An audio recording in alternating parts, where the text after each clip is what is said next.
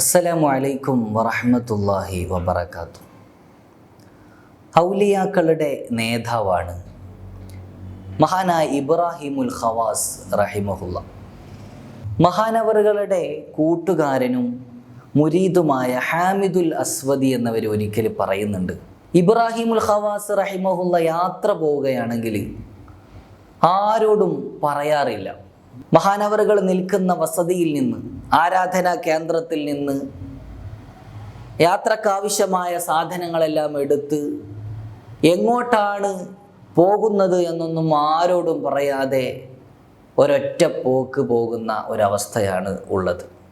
ഒരു ദിവസം ഞങ്ങളിങ്ങനെ പള്ളിയിലിരിക്കുന്ന സമയത്ത് മഹാനവറുകൾ യാത്രക്കാവശ്യമായ സാധനങ്ങളൊക്കെ എടുത്ത് പള്ളിയിൽ നിന്ന് പുറത്തിറങ്ങി യാത്ര ആരംഭിക്കുകയാണ്.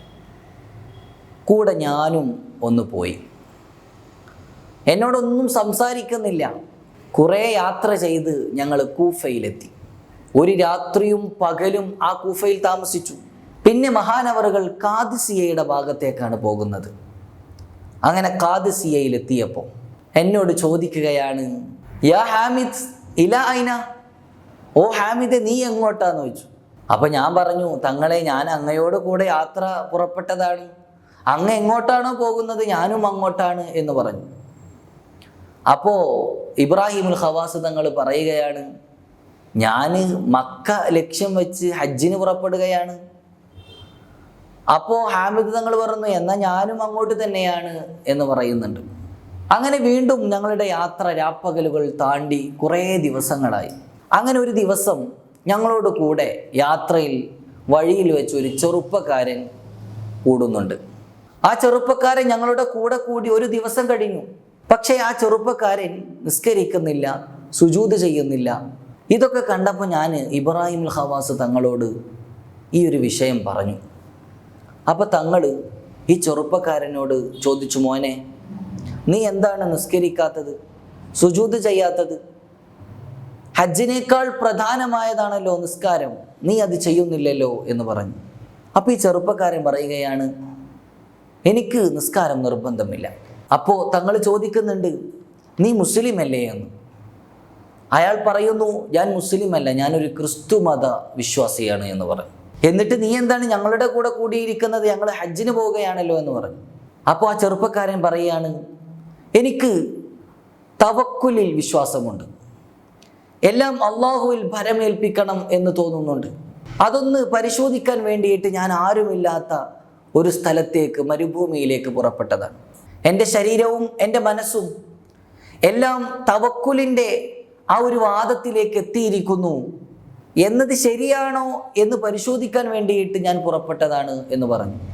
ഇത് കേട്ടപ്പോൾ മഹാനായ ഇബ്രാഹിമുൽ ഖവാസ് തങ്ങൾ വീണ്ടും നടത്തം തുടങ്ങാൻ ആരംഭിച്ചു. അങ്ങനെ നടക്കുന്ന സമയത്ത് തങ്ങൾ എന്നോട് പറഞ്ഞു, നീ ആ ചെറുപ്പക്കാരനോട് ഒന്നും പറയാൻ നിൽക്കണ്ട, അദ്ദേഹം നമ്മുടെ കൂടെ പോന്നോട്ടെ. അങ്ങനെ കുറേ സഞ്ചരിച്ച് ഒരു സ്ഥലത്തെത്തിയപ്പോൾ മഹാനായ ഇബ്രാഹിമുൽ ഖവാസ് റഹിമഹുല്ല ഉളു ഒക്കെ എടുത്ത് ഒരു സ്ഥലത്തിരുന്നു. എന്നിട്ട് ഈ ചെറുപ്പക്കാരനോട് പറഞ്ഞു, മസ്മുക്ക, മോനെ നിന്റെ പേരെന്താണ്? ആ ചെറുപ്പക്കാരൻ പറഞ്ഞു, അബ്ദുൽ മസീഹ്, മസീഹിൻ്റെ അടിമയാണ് ഞാനെന്ന് പറഞ്ഞു. അപ്പോൾ തങ്ങൾ പറയുകയാണ്, ഓ മസീഹെ, ഇത് മക്കയുടെ പരിസരമാണ്, ഇവിടെ മുസ്ലിങ്ങളായ ആളുകൾക്ക് മാത്രമേ പ്രവേശനമുള്ളൂ, മുസ്ലിമുകൾ അല്ലാത്തവർക്ക് ഇവിടെ പ്രവേശിക്കൽ ഹറാമാണ് എന്ന് പറഞ്ഞു. അതുകൊണ്ട് തന്നെ നിന്നെ മക്കയിൽ കണ്ടു കഴിഞ്ഞാൽ ഞങ്ങൾക്ക് എതിർക്കേണ്ടി വരും എന്ന് പറയുകയാണ്. ശേഷം ഹാമിദുൽ അസ്വദി തങ്ങൾ പറയുകയാണ്, അങ്ങനെ ആ ചെറുപ്പക്കാരനെ അവിടെ ഒഴിവാക്കി ഹജ്ജിൻ്റെ കർമ്മങ്ങൾ ചെയ്യാൻ വേണ്ടി പോവുകയാണ്. അങ്ങനെ ഞങ്ങൾ അറഫയിലെത്തി. അറഫയിൽ നിൽക്കുന്ന സമയത്ത് ഈ ഒരു ചെറുപ്പക്കാരൻ ഒരു തുണിയും മേൽമുണ്ടും ധരിച്ച് ഓരോ മുഖങ്ങൾ അന്വേഷിച്ച് നടക്കുന്നത് കാണുകയാണ്. ഞങ്ങൾ മനസ്സിലാക്കി ഞങ്ങളെയാണ് ആ ചെറുപ്പക്കാരൻ തിരയുന്നത് എന്ന്. അങ്ങനെ ഞങ്ങളെ കണ്ടപ്പോൾ ആ ചെറുപ്പക്കാരൻ നേരെ വന്ന് ഇബ്രാഹിമുൽ ഖവാസ് തങ്ങളുടെ കാൽക്കൽ വന്ന് വീഴുകയാണ്. ശേഷം അവിടുത്തെ തലയിലൊക്കെ ചുംബിക്കുന്നു. ആ സമയത്ത് തങ്ങൾ ചോദിക്കുന്നുണ്ട്, ഓ അബ്ദുൽ മസീഹ്, നിനക്ക് എന്തു പറ്റി?